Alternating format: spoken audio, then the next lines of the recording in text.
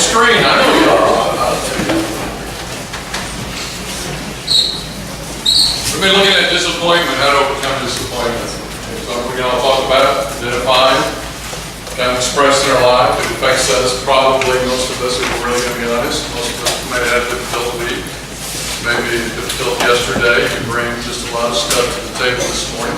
We're going to be looking at disappointment because it's something that each of us probably have experienced, probably maybe in our life today, maybe perhaps in the future. You know, Jesus, when he was with his disciples, he really mentioned that quite often. From some of you Bible scholars out there. Often he would warn his disciples, if you're going to follow me, it's going to cost you everything.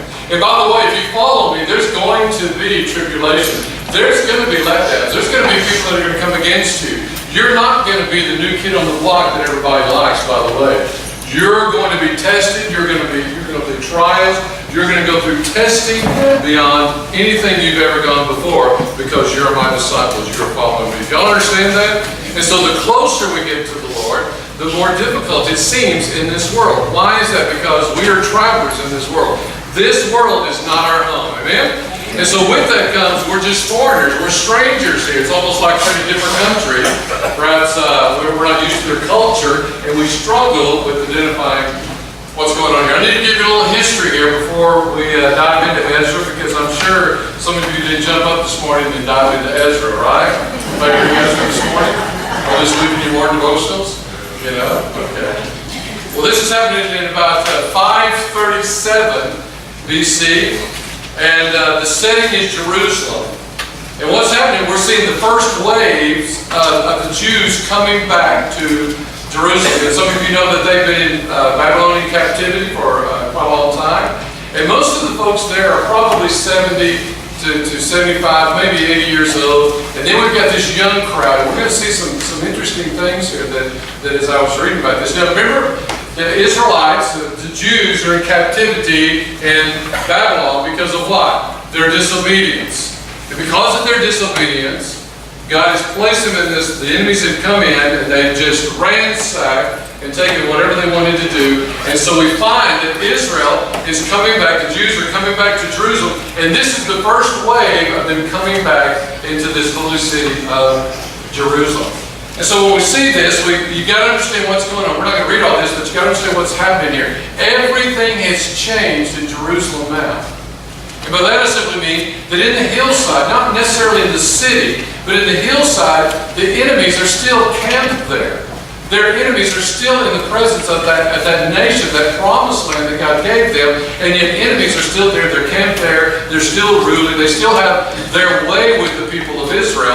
But because the Babylonian captivity is over with, this first wave of Israelites are coming back in. And so when they get there, the enemies in the countrysides, and then when they get to town, this city, the city of God, the holy city that God calls it, it's completely destroyed. Looks like an atom bomb that set this place off. Their homes are destroyed. The walls, the massive walls around Jerusalem are broken down. The enemy can come and go as he will. And so as this first group, get the image here. So it's like if you were gone from Wimberley for, several years and you come back and this church is leveled to the ground. The town square is just a dismay, and your homes are destroyed, the buildings are destroyed, and everything's arrayed, and everything that is valuable is missing. There's no livestock, there's no animals there. It's a horrible, horrible, horrible scene. But the worst is this. The temple, the Solomon building, is absolutely destroyed. It's in rubble. So when they get back there, the Jews come into this city and they see their temple, the holy place of God, the representation of God's manifested presence on earth is absolutely destroyed, and everything is gone in it. So all the gold and silver that was in the temple, it's gone. The Ark of the Covenant, God's presence, it's gone. All the items that were part of the temple that God specifically designed and told them how to build that 1,000 year, all of it's gone. Nothing is left. Can you imagine? Y'all get the picture here? So some people that have seen it, they saw this great temple, they saw Solomon's temple. They come back and they're just overwhelmed. And then you have this young crowd that comes. They've never seen this before. Their parents told them about it. They were born in captivity. And they come back and they experience this and they see this. And the stories that were told just are not even clear what the damage is done here. So you got to get to understand here. So in Ezra, we pick this picture up, okay? And so what's happened is this first wave of Jews have come into Jerusalem, and they're just overwhelmed with the sense of loss. And so verses 1 through 6, we see the people begin to roll their sleeves up and they get back to work. They're doing what they can do in this point of disappointment and disarray. And so verses 1 through 6, we see the altars being built, and then verses, we're going to look at this in more detail, 7 through 9, we see the foundation is built, and then in verses 10 through 12, we see the celebration of the foundation. But here's the strange thing. Look at verses 12 and 13. We don't have this on the screen. That's why I want you to have your Bible. Look at verses 12 and 13. There's a very strange thing that's going on here. And I want to pull this out because this is where we're going to go in this sermon, okay? Verses 12 through 13. Let me read this. I'm reading from some translation. Okay. But many of the priests and the Levites and the head of the fathers' houses, old men who had seen the first house, here's that right there. The old people, the older people, had seen the temple before it was destroyed. Do you understand that? And so they saw the Ark of the Covenant in the Holy of Holies. They saw the grandiose ideal of what was going on there, and how there was worship and the gold and the silver and those things are there. And notice what they said. They'd seen it before, and they began to weep with a loud voice. And saw the foundation of this house being laid. So we shouted aloud for joy. Notice this young group, the ones that began to sing for joy. And then verse 13, so that all the people could distinguish the sound of joyful shouts from the sounds of the people weeping. For the people shouted with a great shout, and the sound was far away. Now this is kind of a strange thing. We've got two dynamics that are happening here. You've got the old folks here that had seen this, and they walk into them, they see the temple just completely destroyed. Their hearts are being ripped up. That's where they worship God. That's where the presence of God, that's where the altar was. That was the symbol of forgiveness of sin and this communication with God. And it's all gone. They just begin to weep very loudly. But notice here, the young people, they've laid this foundation now, and they're excited about this new work. You kind of get the picture? There's almost like a conflict that's going on here. They're singing and shouting, and young people are dancing, and they're excited about it, but the old people are just lamenting, they're weeping over what has happened to this place. They're disappointed. And they begin to weep. Kind of a strange story there. Have you ever been in a situation like that? Where one group of people are crying, and the other group, maybe you go to a football game, maybe, again. So this dynamics here is unbelievable. I have a sentence I want to show you that everyone is, we're not there, that makes sense. Here's the bottom line that I want to say this morning. Just hang on a minute. Here's what I want to say. Everyone experiences disappointment, don't we? Yeah? On the same page here? Just don't take that off. Everybody's reading that they're honest to each other. I really get hurt feelings here. We experience disappointments in life, right? We do. All of us. We have a job and somebody walks in and says, oh, by the way, your job is being terminated. Or you have a job and it's not what you thought it would be, and it just, people kind of turn on you. Have you ever been in one of those deals here? And you thought it was going to be your career, and you go, yay, and then all of a sudden, my goodness, I want out of here. Like that. How about children? Did they disappoint us sometimes? Yeah, I heard this one story. The little boy, he was mad at his dad, and so he got mad, and so there was an outhouse out there. He said, I'm just going to push the outhouse over. And my dad, because we don't have bathrooms inside, and I think he ought to, so he pushed the outhouse over. And his dad came to him that evening and said, son, I think you did something. He said, well, Dad, we've been studying George Washington. And I'm not going to lie to you, I did that, and I want you to be like George Washington's father, because I'm going to tell you the truth. I did that, and George Washington's father didn't discipline because he told the truth. His father looked at him and said, yes, but George Washington wasn't in the cherry tree.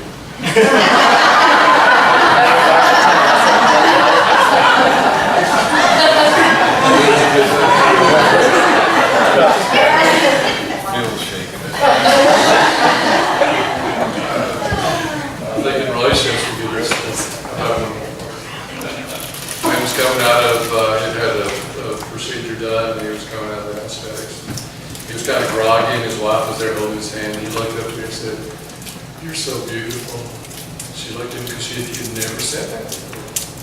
And so he kind of faded out, you know, and went back to sleep, and he woke up again. He looked at her and goes, "You're so cute." I said, "Wait a minute, what happened to beautiful?" And he goes, "Well, the drugs you're wearing on." Anyway, we have disappointment in life, don't we? We all experience disappointment, and it comes in many ways, doesn't it? And we come to this, and some of this is just kind of, it kind of catches us off guard. We can be celebrating life and enjoying life, and all of a sudden this disappointment. Now, here's what I want to show here. Your real blessings often appear to you in the shape of pains and losses and disappointment. Let me kind of explain that, because often when you look back in life and you see some hardship in life and some pains in life, and you get through it, and you look back and you notice that was a seal of God's goodness and His mercy and the strength and your purpose in your life. But going through sometimes those pains and those sufferings is difficult. But honestly, we see those as blessings when you look back and you see God's hand, that even though we go through the valley of the shadow of death, what? His presence is always there. We see those things. But then there's a lot of people who hang on to the past and they can't let that go. And their life, at the end of the life, they go, "My life has been wasted, one disappointment after another, and those disappointments rain on my life."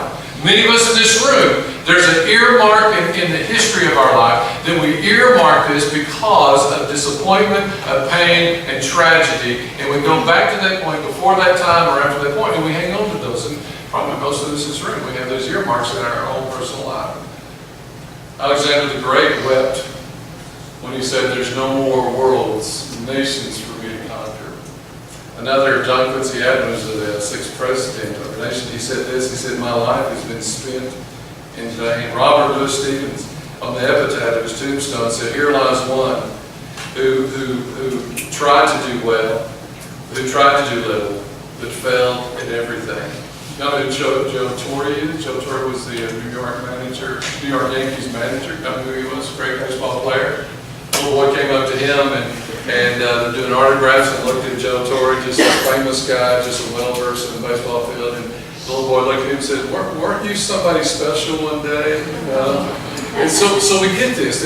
Life is about disappointments, and sometimes we measure our success by how many lack of disappointments we have. I read an article about Dr. Frank at Johns Hopkins University, and what he talked about was our assumptions in this world. It's kind of an interesting point there Dr. Frank made. And to point out that all of us make assumptions in this life. We do certain things and we treat others in a certain way, thinking that if we treat others in an earned way, that we'll get some credit here. Like in our job situation, if we treat them with respect, we feel like we assume that we're going to get that same treatment, right? And we expect that if we let somebody into our lives, and we expect that we trust them, that they're going to trust us, and they're going to be loyal to us. But that assumption sometimes gets misconstrued, and we get hurt a lot of times. Let me break this down for you.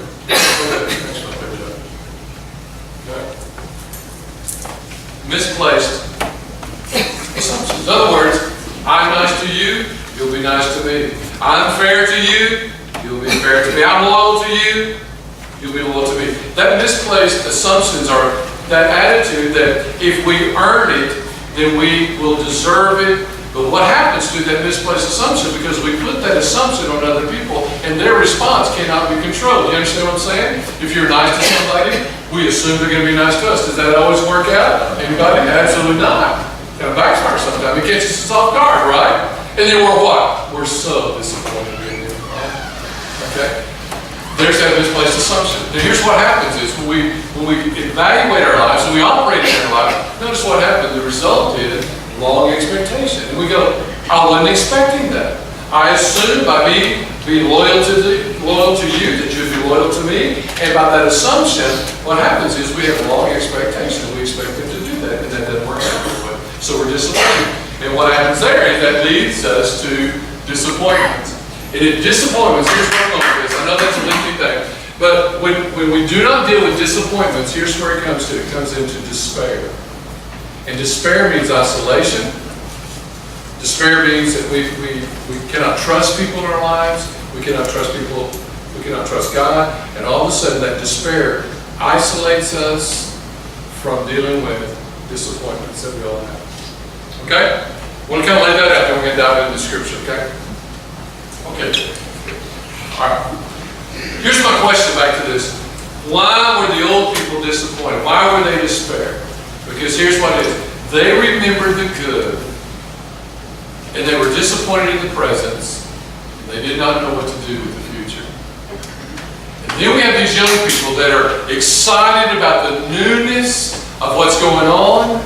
They see that we've got a foundation in life. We see the beginning. And by the way, this took years, by the way, to finish the temple. But that foundation is laid, and the young people who've never seen that dismantle and that dismantlement of the temple, they're excited that they've got something done. But the old people are living in the past, and they're hanging on that, and they're crying about the past, and they're disappointed.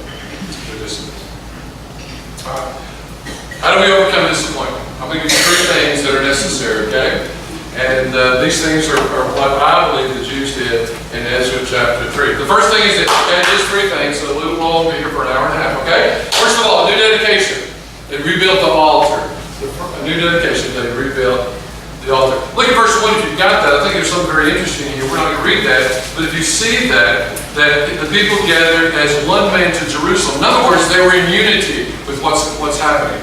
The old and the new, the young people came together and they were unified, began to roll their sleeves up and began this process of rebuilding.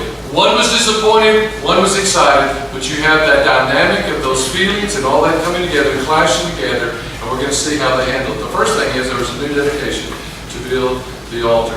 So the interesting thing that I think here is that the first thing that they built was the altar, not the temple. Did y'all kind of catch that? You would think that they would start with the temple area to kind of so they can have church again, right? And then they would bring the artifacts back into the temple. But notice what they started there. I think it's very interesting. They started with the ark. The altar. They started with the altar. Now, why did they do this? First of all, it's this: that they realized that worship must come first. Worship must come first. Now, understand what's going on. All around them, there's rubble. The remains of the temple. And it's still there. They've not cleaned the site up yet.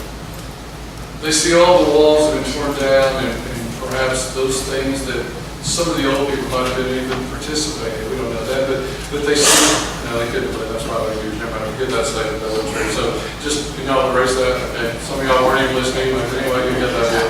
And so here's what they're doing in the midst of this rubble of disobedience, because they're disobedient to God and the consequences of their disobedience.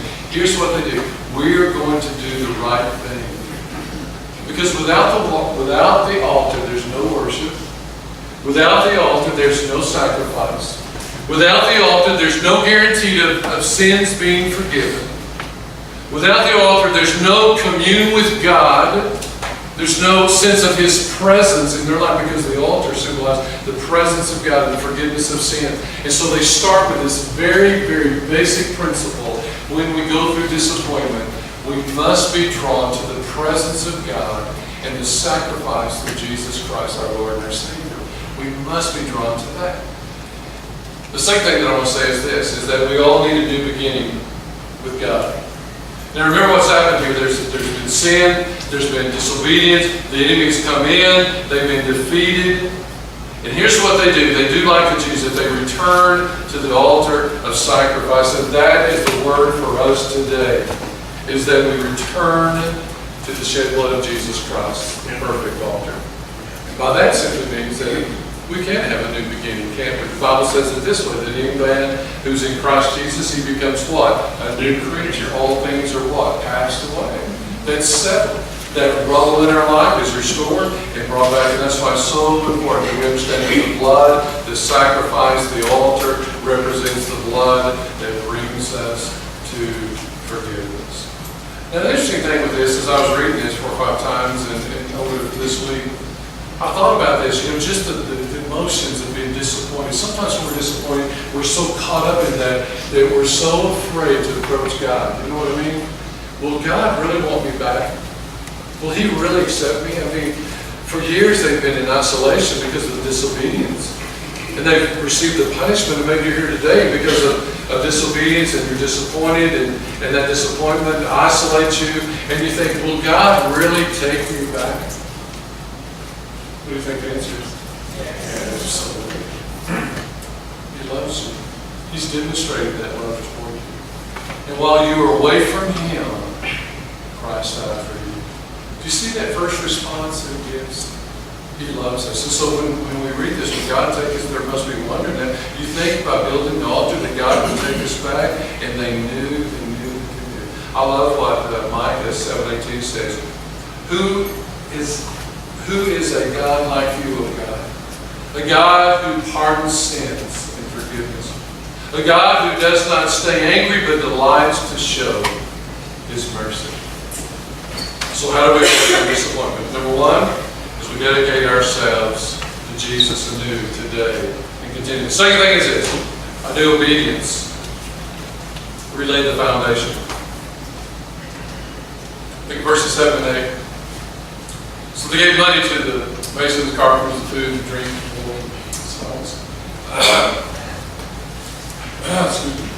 They brought the cedar trees from Lebanon to the seas of Joppa according to the drink that they had from Cyprus, king of Persia. And the second year after the coming of the house of God in Jerusalem, in the second month, Zerubbabel and the son of whatever that is, and Shemshua the son of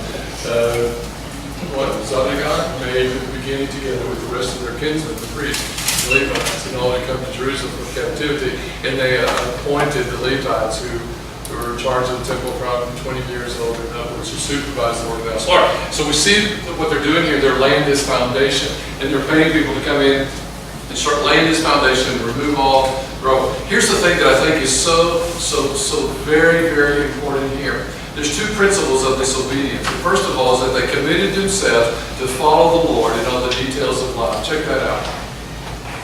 They committed themselves to follow the Lord on the details of life. Go back to Ezra chapter 3, verse 2, and notice what they said. They built the altar of the Lord of Israel as it is written in the law.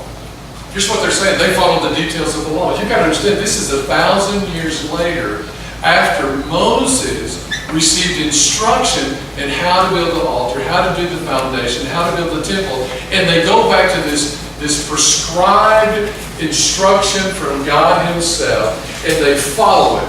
Why did they do that? Why is it so important? You say, God put this up there, and they did this. Anybody want to take a shot at this? God told them. What? God told them. God told them 1,000 years ago. But what's going on here is that because of their disobedience and because of the repercussions of being disobedient, they come back to what? They come back to the manual, the instruction that God gives them. Do y'all see that? So when you're disappointed in life, the answer is, what is the prescribed formula to correct our disappointment and the struggle that we have? We're going to have it, but there must be a God. We must come back to what? The Word of God, right? We must come back to that instruction. And in that instruction, they come back and they read this again because they're not going to mess it up this time. Right? They don't want to mess it up, so they're going to follow the direction of the Lord and the instruction. You've got to understand what's happening. There's been empires that's come and gone. The period of judges, there's been 3 kings there, and David and Saul and Solomon. We have all these things that are past the nation. Now there's dismay, there's captivity of Babylon, and now it's time to start over. And what do? They go back to the instructions of God. You might kind of feel your life may be wrong, maybe. Kind of order. I'm not sure. You're disappointed about that. You don't know what to do. That's what they did. They went back to the instruction. The Bible is our instruction. Secondly, that I see about this also is that they rebuilt the foundation in spite of the enemies all around them. You've got to understand there are enemies camped all around there. We're going to see this, we're not going to go there, but if you read Ezra, when you get up at 6:30 in the morning, which would be a great post-room, and if you read all that, you see that all the enemies, they kind of come in, and it's a great battle. It took them years to really do this because the enemy would come in. The walls aren't built. They're building the temple, and they're laying this foundation. So the enemy would come in, and there'd be skirmishes, fights, and so you've got to understand that in the midst of this disappointment, in the midst of doing what is right, there's still enemies that are still attacking them. Y'all get that one? Oh, yeah. You know, just when you thought it was safe to go out as a believer, guess what? You're going to be attacked, right? We understand that. We get that. So often, you know, a good buddy of mine who became a Christian, he got saved out of a bar. We were there one night, and I shared the gospel with this guy. He was playing guitar, and he goes, "Man, now what do? I trusted Christ." I said, "Come play the guitar at their church." And so we started playing the guitar at the church, and then he led music. And when we started a new church, he was the minister of music in that church. So what do? You follow the instruction of the Word of God. You understand what God is rebuilding in your life. And then we also understand that we begin to understand all these things. And then what happened after he became saved, he said this. He said, "I lost my job. I'm struggling financially. And I don't understand. I thought becoming a Christian, everything would get better. And it's not working out that way." What have you got to say about that? Yeah, welcome to the car. Yeah. We'll give you a badge here, you know, with a Band-Aid. Yeah, that's a part of following Christ. It's going to be struggles. You're going to have that. Here's what I want to make here. In spite of the rubble, the past, the enemies, and the test, little by little by little, day by day by day, they were. Don't miss this point. When you are disappointed, take the lesson here. Do what you know is right. And that's what that's saying. Because a lot of times when we're disappointed, you know what we want to do? You know what we do? We just kind of, don't feel sorry for ourselves. You know, we isolate ourselves and do what is right. Do what you know is right. Let me say that with you, okay? Do what you know is right. One more time. Do what you know is right. One more time. Do what you know is right. But it feels right? Don't think so. When everybody agrees with you, supports you, don't think so. In the midst of enemies, and struggles, and worries, and disappointments, do what you know is right. We're going to end up like a few minutes.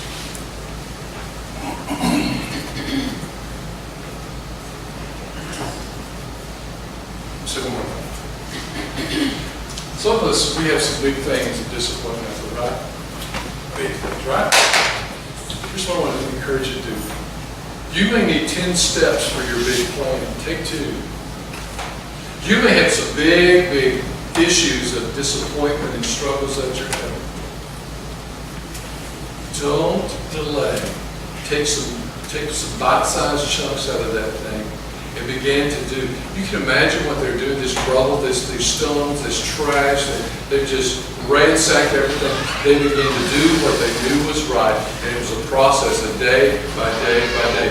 A lot of times when we're disappointed, we really kind of withdraw from that, and we just, we see it so big, and we cannot do that. So if you have 10 steps that you need to go in your future, take 1 or 2. I love what John Maxwell said. Check this out. The smallest act of obedience is better than the greatest intentions. It's a pretty good statement, isn't it? We can start walking. Okay? How do you overcome disappointment? Number 1, new dedication. Number 2, new obedience. And thirdly, last point, a new priority. Resolve to praise the Lord. Ezra, chapter 3, 10 and 11. Check this out. When the builders had the foundation, remember they hired a bunch of people to come in, to help them out? The temple of the Lord, the priests, the residents came forward with trumpets and Levites and sung with cymbals to praise the Lord according to the directions of David and Israel. Remember David? Remember that guy? When they brought it in, and his wife got upset with him because he was dancing around and shed some clothes and embarrassed her, made a scene there, And notice what? According to that, so there was great excitement here. There was great emotion what's going on here. We read the rest of it, some are crying, some are weeping. But I believe the shouters won on this. I think they're Pentecostal. So I think they won on that. They were yelling and stuff. And notice what they said here. Let's go to verse 11. Notice what they're saying. Notice the response. It's very important we look at this. And they say in response to the praise and giving thanks to who? The Lord. For He is good. His steadfast love endures forever toward Israel. Did you see that? Notice what he said. And here's all this rubble. There's enemies around. And notice what they said. Hey, we did a good thing. Did they say that? No, they didn't say we did a good thing. Hey, we've got the foundation line. Yeah, yeah. Never said that. Notice how they attributed their praise. They said, everything belongs to you. God, you're a good God. You did this. We didn't do this. You did this. Do you see how that your disappointment changes when you focus on God? That He's at work in your life and He's doing these things. You may not fully understand that. There may be enemies still camped around you, but I promise you this. Praise is a choice you make without regard to your feelings. Oh, that's good. Check this out. Y'all write that down. That's a good one. Praise is a choice you make without regard to your feelings. So God is good. It's not what I wish. God is still good to me. And here's the interesting thing that's going on. Look at that. We're going to think I didn't bring my umbrella. I'll just keep going until. Yeah. No, don't say that. We're in Texas. So you've got this young crowd there. They're so excited. Because their parents or grandparents told them about this temple. And they begin to see this process. They see the altar there now, the foundation's laid, and there's a great celebration. And then you have the older ones that are there, and they're so disappointed. You see the dynamics that's going on there?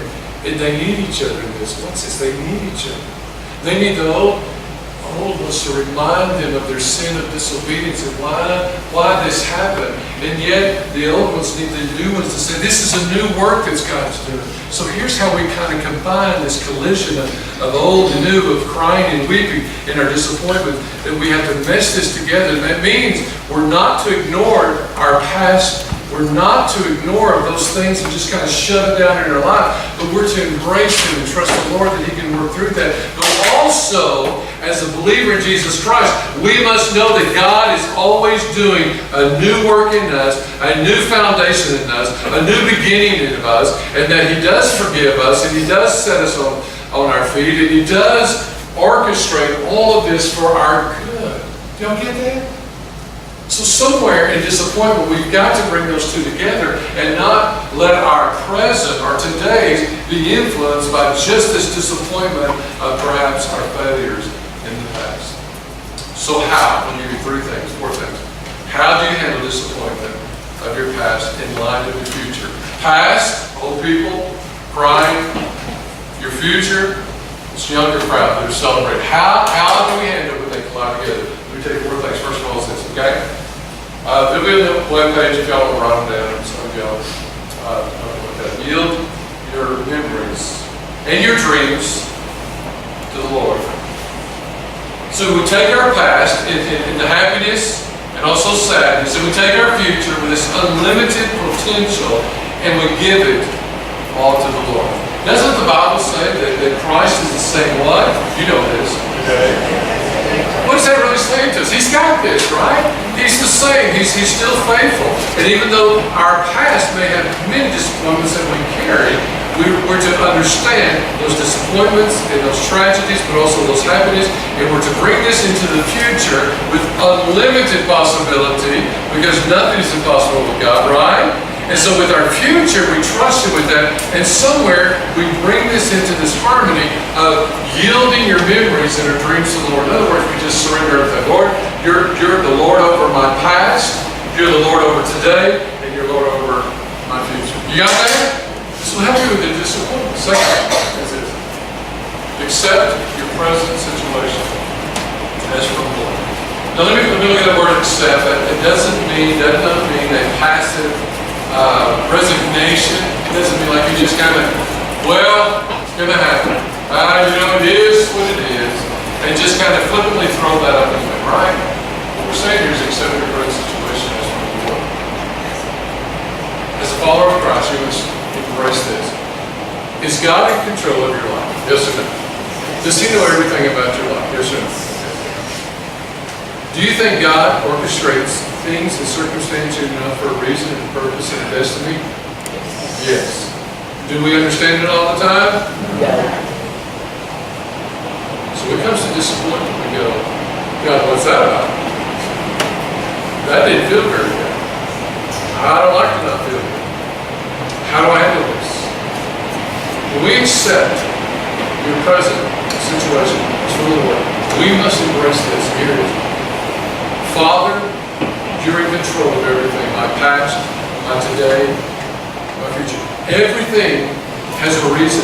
I am here today because you have placed me today.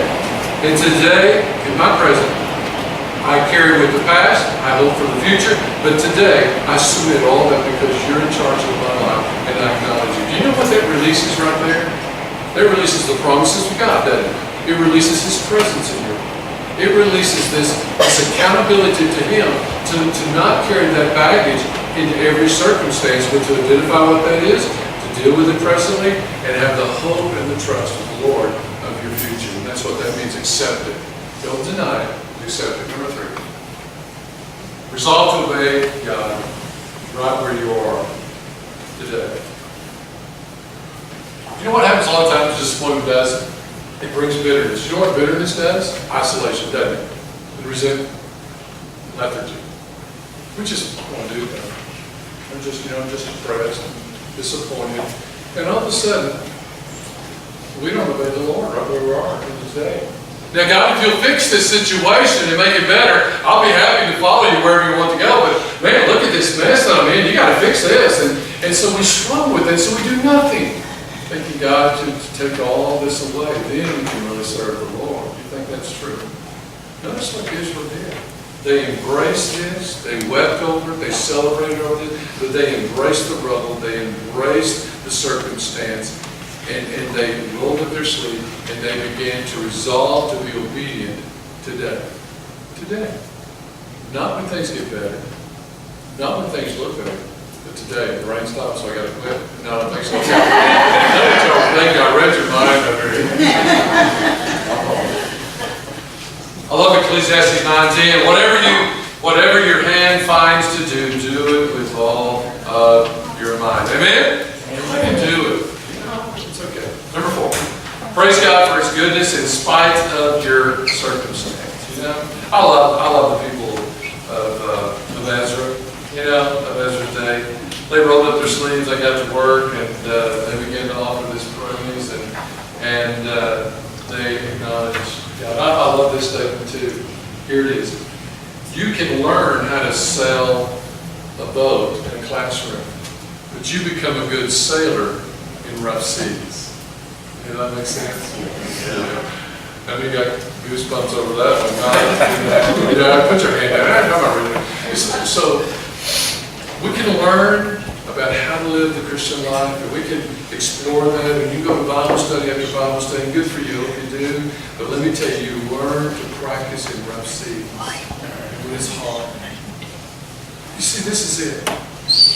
When we're disappointed, and always when there's disappointment, there's a lack of praise. Do you know what I'm saying? There's a correlation there. We're just going to go, I'm not going to do that because it doesn't feel good. Look at me. What have I got to praise? Have you ever met somebody in the midst of maybe a family loss and they say, you know, Lord, my heart is broken, but I trust you and I praise you. Have you ever seen something like that? Isn't that encouragement? Isn't that who we're supposed to be? I know it's hard. I know there's times of sorrow, there's times of grief. I get that.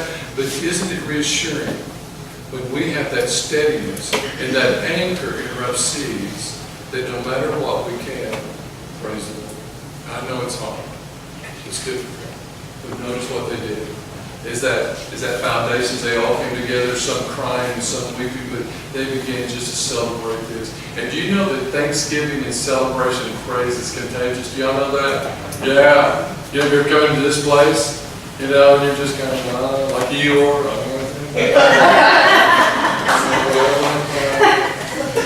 I hope you're ashore.